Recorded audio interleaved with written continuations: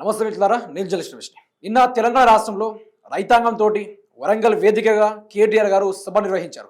అందులోనూ రైతులందరూ ఎక్కడ కేటీఆర్ సార్ వెళ్ళిపోతారు, వాళ్ళు ఎక్కడ చైతన్యవంతమై మన గల్లాబెట్టి నిలదీస్తారు అని చెప్పి రేవంత్ రెడ్డి భయంతో 9 రోజుల పాటు రైతు వార్షికోత్సవాలు ఆనంద దినోత్సవాలు జరుపుకుందామని చెప్పి రేవంత్ రెడ్డి గారు సభ పక్కకే ఆర్ట్స్ అండ్ సైన్స్ కాలేజ్లో రేవంత్ రెడ్డి గారు మంత్రివర్గంతో ఓ సభ నిర్వహించే కార్యక్రమం చేశారు. అయితే ఆ సభలో ఎవరు రాకపోవడం, రేవంత్ రెడ్డి చూసి అసంతృప్తికి గురవ్వడం, ఇంటెలిజెన్స్ రిపోర్ట్ పంపిన విషయాలను చూసి రేవంత్ రెడ్డి గారు కేటీఆర్ ఏం మాట్లాడారో ఒకసారి విందామని చెప్పి ఢిల్లీలో తన ఆఫీస్లో కూర్చొని ఆయన టీవీ చూస్తూ ఉన్నాడు. టీవీ చూస్తూ ఉంటే కేటీఆర్ మాట్లాడిన మాటలకి ఫస్ట్ రగిలిపోయినట. తర్వాత వాళ్ళ సభల నుంచి జనాలు మొత్తం కేటీఆర్ చూడడానికి ఉరుకొచ్చిరని చెప్పి ఈ యొక్క ఇంటెలిజెన్స్ రిపోర్ట్ పోవడం, అందులోనూ మరో ఇంటర్నల్ సర్వే జరిపిరట. సార్, ఈ మధ్యలో బీఆర్ఎస్ పార్టీ హైప్ బాగా వచ్చింది, ఇక మనం గెలిచే అవకాశం లేదు, తిప్పి కొడితే కూడా 5 సీట్లు వచ్చేటట్టు లేవు, అందులోనూ మీ కొడంగల్ నుంచి మీరు కూడా గెలిచేటట్టు లేరు సార్ అని చెప్పేసిరట. హైప్ ఫ్రస్ట్రేషన్ తోటి రేవంత్ రెడ్డి ఏం చేయాలో ఒకసారి మళ్ళీగా ఆలోచించుకొని ఎక్కడ పొరపాటు జరిగిందని చెప్పి మళ్ళీ రివిజన్ చేశాడట. కేటీఆర్ మీటింగ్ చూసాడట, తర్వాత కాంగ్రెస్ జరుపుతున్న ఆ మీటింగ్ చూసాడట. రైతులు ఎందుకు నా నుంచి దూరంగా వెళ్ళిపోతా ఉన్నారని చెప్పి ఆయన కొంత ఫ్రస్ట్రేషన్ గురయ్యి ఢిల్లీలో ఉన్న టీవీల్ని పలగొట్టేసిరట. ఇది ఇంతకుముందు ఎట్లా జరిగిందంటే సేమ్ యాసిస్గానే కేసీఆర్ గారు లైవ్ పెట్టారు. లైవ్ పెడితే అది మోస్ట్లీ ఆ రోజు నెక్స్ట్ రోజు వీక్ మొత్తం సోషల్ మీడియాలో మోత మోగిపోయింది. టీవీ ఛానల్లో, యూట్యూబ్ ఛానల్లో, మెయిన్ స్ట్రీమ్ మీడియాలో మోత మోగిపోతే రేవంత్ రెడ్డి గారు ఏం చేశారట, అప్పుడు దావోస్ పర్యటనలో బయటికి వెళ్ళారు రేవంత్ రెడ్డి గారు. దావోస్ పర్యటనలో బయటికి వెళ్తే ఏం జరుగుతుంది తెలంగాణలో, మనం వేసిన ప్లాన్ నడుస్తూ ఉందా లేకుంటే చెరిగిపోయిందని చెప్పినట్టు.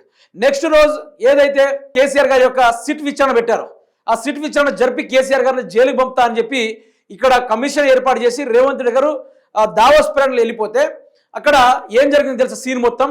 కేసీఆర్ గారు విచారణ అయిపోయిన తర్వాత రాష్ట్రం మొత్తం రోడ్లు ట్రాఫిక్ జామ్ అవ్వడం, ఆ రోడ్ల మీద బీభత్సంగా బీఆర్ఎస్ పార్టీ వాళ్ళు నినాదాలతోటి కేసీఆర్ గారు కడిగిన ఆనిముత్యం లెక్క తిరిగి వస్తున్నాడని చెప్పి నినాదాలు ఇవ్వడంతో సోషల్ మీడియా అంతా ఒక జామ్ అయిపోతే రేవంత్ రెడ్డి ఒకసారి మనం వేసిన ప్లాన్ ఎట్లా జరిగింది అని చెప్పేసి ఢిల్లీలో దిగి ఢిల్లీలో ఓ రూమ్ తీసుకున్నాడట.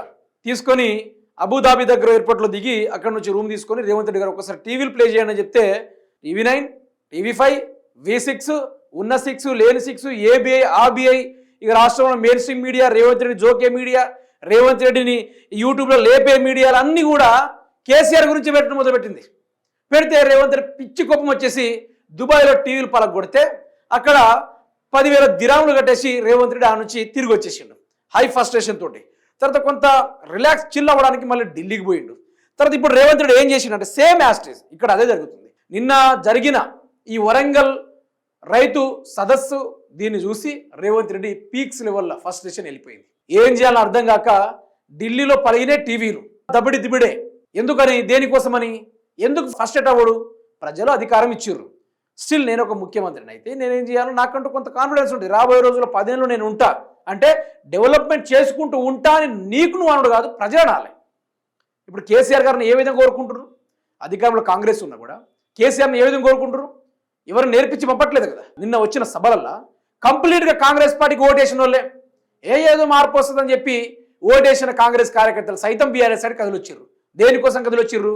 ఈరోజు రైతాంగం కోసం మాట్లాడుతున్న ఏకైక పార్టీ, ప్రతిపక్ష పార్టీగా పాత్రను పోషిస్తున్న పార్టీ బీఆర్ఎస్ పార్టీ ఈరోజు మా రైతుల కోసం, ప్రజల కోసం, ప్రజల సమస్యల కోసం, 400 కోట్ల ప్రజల కోసం వీళ్ళు దోచుకుంటున్న అవినీతి అక్రమాల గురించి అడుగడుగున ఎండగొడుతుంది బీఆర్ఎస్ పార్టీ మాత్రమే. అటువంటి పార్టీని గెలిపించుకుంటాం కానీ ఇట్లాంటి బద్మాష్ పార్టీని గెలిపించుకోం. ఇట్లాంటి బద్మాష్ మాటలు మాట్లాడే మంత్రులను, ముఖ్యమంత్రులను కూడా గెలిపించుకోం.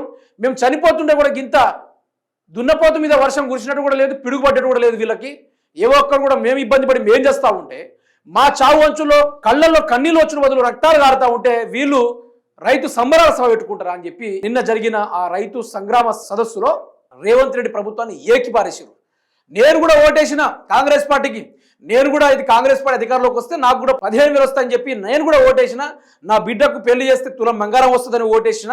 500 గ్యాస్ వస్తుందని, 2500 వస్తాయని, 6 గంటలు వస్తాయని, 420 హామీలు వస్తాయని, ఈ రకరకాలుగా వస్తాయని చెప్పి మేము కూడా ఓటేసినాం సార్ అనుకుంటూ స్టేజీల మీద కేటీఆర్ ముందు కాంగ్రెస్ కార్యకర్త మాట్లాడిన మాటలకి ఆ సభ మొత్తం ఈలలు, కేకలు, చప్పట్లతోటి మూత మోగిపోయినాయి. ఇంకేం సాధిస్తాడు రేవంత్ రెడ్డి? దేనికి ఫస్ట్రేట్ అయ్యిండో తెలుసా? ఒకసారి నిన్న చూపెట్టిన వీడియోలో మళ్ళీ ఒకసారి చూపెట్టుకునే ప్రయత్నం చేస్తా. కేటీఆర్ గారు నిన్న మాట్లాడారు ఈ తిట్ల అయి వినండి. ఒకటే విజ్ఞప్తి చేస్తా ఉన్నా, కాళ్ళు పట్టుకోకండి, దండం పెట్టకండి, కాళ్ళు పట్టుడు బంద్ చేసి కాలర్ పట్టుడు నేర్వండి. కాంగ్రెస్ వాళ్ళ కాలర్ పట్టుకోండి, దండం పెట్టుడు కాదు, కాంగ్రెస్ కు పిండం పెట్టండి. అట్లయితేనే మళ్ళీ రైతులకు మంచి రోజులు వస్తాయి. తాళం తీసుకున్నాడు. ఇదొక మాట మాట్లాడిందా. నెక్స్ట్ ఇది ఒకసారి మనం చూద్దాం. మన ఎట్లుంది, మన సభలు ఎట్లున్నాయి.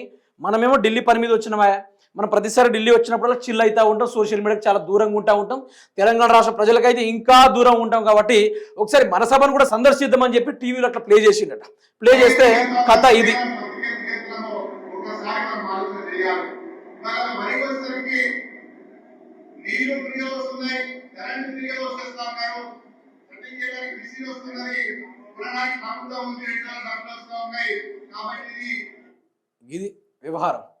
ఇది వ్యవహారము. వీళ్ళ సభలో ఇట్లున్నారు. గేట్ దగ్గర అయితే పురుగు కూడా లేదు. అందులోనూ కేటీఆర్ సభ దగ్గర చూసుకుంటే మిత్రులారా, మీరు జనాలు తండోపతండాలు, తాపకోసారి 1000 మంది వస్తూ ఉన్నారు. తాపకోసారి మీరే చూడండి, కుప్పలుగా జనాలు ఎడో చూసినా కూడా జనాలు వస్తూనే ఉన్నారు, పోతూనే ఉన్నారు. ఈ వచ్చిన వాళ్ళందరూ ఎక్కడి నుంచో కాదు, ఇందులో నుంచి 50% రేవంత్ రెడ్డి రావాలి గెలవాలని చెప్పి అందులో నుంచి 10% రేవంత్ రెడ్డి సభ నుంచి ఊరుకొచ్చి మరి బీఆర్ఎస్ లో చేరిరంటే, ఇవన్నీ చూసిన తర్వాత రేవంత్ రెడ్డికి ఎలిగిన ఏకైక ఆలోచన ఏదైనా ఉందా అంటే అది టీవీలో పలగొట్టే కార్యక్రమాలు. ఇట్లా పలగొట్టుడు, కథం బిల్లు కట్టి వచ్చుడు, గీదే జరుగుతూ ఉంది.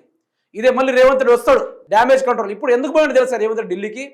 కాళేశ్వరం కమిషన్ తేట తెల్లమైంది, కాళేశ్వరంలో కేసీఆర్ అవినీతి చేయలేదని చెప్పి సిబిఐ కానీ లేకుంటే మొన్న కాళేశ్వరం కమిషన్ కానీ తేల్చి చెప్పేసింది. ఆధారాలు ఏది కూడా దొరుకుతలేట. కింద మీద పడ్డ కేసీఆర్ జైలు పంపి బీజేపీ, టీడీపీ, మిగతా ఉన్న పార్టీలను తెలంగాణ దోచుకోవడానికి, కొండలు కొల్లగొట్టడానికి, యురేనియంను దోచుకోవడానికి రకరకాల ప్రయత్నం చేస్తూ ఉంటే కేసీఆర్ వెంట్రుకను కూడా ఇట్లా గాలితో కలపలేదట. ఎందుకంటే ఏ ఎవిడెన్స్ కూడా లేదు. అట్లీస్ట్ ఒక వైట్ పేపర్ కూడా వాళ్ళకు దొరకలేదు. అవినీతి చేసినట్టు ఒక వైట్ పేపర్ కూడా వాళ్ళ దగ్గర లేదు. అందులోనూ ఫస్ట్ వాళ్ళు జరిపించాల్సిన విచారణ రాష్ట్రంలో కూడా రాష్ట్ర విజిలెన్స్ జరపాలి. అట్లయితే రేవంత్ రెడ్డి చేస్తున్నారు అనుకోవచ్చు. కానీ బీజేపీ ఎంటర్ అయింది రంగంలోకి. ఎందుకు తెలుసా? తెలంగాణ సంపదను దోచుకోవడానికి, తెలంగాణలో విషవాయువులు వెలువెళ్ళగా ఆ యొక్క ఫార్మా ఇండస్ట్రీని తేవడానికి, అదాని కంపెనీలు ఇక్కడ ఎస్టాబ్లిష్ చేయడానికి వీళ్ళంతా డ్రామాలు ఆడుతూ ఉన్నారు. అందులోనే రేవంత్ రెడ్డి ఢిల్లీకి పోయి ఇప్పుడు ఎట్లాగో కాళేశ్వరం కథ ముగిసింది, దాని మీద మనం ఎటువంటి చేయలేం, కేసీఆర్ని ముట్టుకుంటే మనం అందరం తగలబడినట్టు అని చెప్పి వాళ్ళు ఒక కొంత రియలైజ్ వచ్చారు. వచ్చిన తర్వాత జరిగింది ఏంది మిత్రులారా అంటే, వాళ్ళందరూ కలిసి కరెంటు 24 గంటల కరెంటు విషయంలో మళ్ళీ అవినీతి జరిగిందని చెప్పి మళ్ళీ ఒక కొత్త డ్రామా. కడుపుకి అన్నం తినేసే మనిషి అయి ఉంటే తెలంగాణ రాష్ట్రానికి ప్రయోజనాలు జరిగిన వ్యక్తిని అభినందించి మీరు కార్యక్రమాలు చేయాలి. నేనే న్యూస్ చదువుతా ఉంటే 1కి 20 సార్లు కరెంటు పోతుంది. ఇంట్లో అయితే పడుకోలేని పరిస్థితి. చిన్న పిల్లలు ఈరోజు రాత్రి 15 సార్లు కరెంటు పోతుంది, రోజంతా 15 సార్లు కరెంటు పోతుంది. అడిగేటోడు లేడు కాబట్టి రేవంత్ రెడ్డి విచ్చలవిడితనం పెరిగిపోయింది, బీభత్సంగా పెరిగిపోయింది. రోడ్లు లేవు, ఏది లేవు, కోపాలు మాత్రం ఉట్టిగానే వచ్చేస్తాయి మనుషులకు. సో అందుకనే నేను ఏమంటున్నా అంటే, ప్రజలు చాలా క్లారిటీకి వచ్చారు. ఏ పార్టీని ఎన్నుకుంటే, ఎవరిని ఎన్నుకుంటే బ్రతుకులు మారుతాయో వాళ్ళు ఒక డిసిషన్కి వచ్చిర్రు. రైతాంగం వారి బుద్ధి చెప్తారు. 2028 సంవత్సరంలో అది అసెంబ్లీ ఎన్నికలు కాదు కానీ కురుక్షేత్ర యుద్ధం అనేది ఈరోజు రైతులు చాలా వరకు ప్రకటిస్తూ ఉన్నారు. వాళ్ళ ఓపెన్ ఛాలెంజ్ విసురుతూ ఉంది ఈ కాంగ్రెస్ ప్రభుత్వం.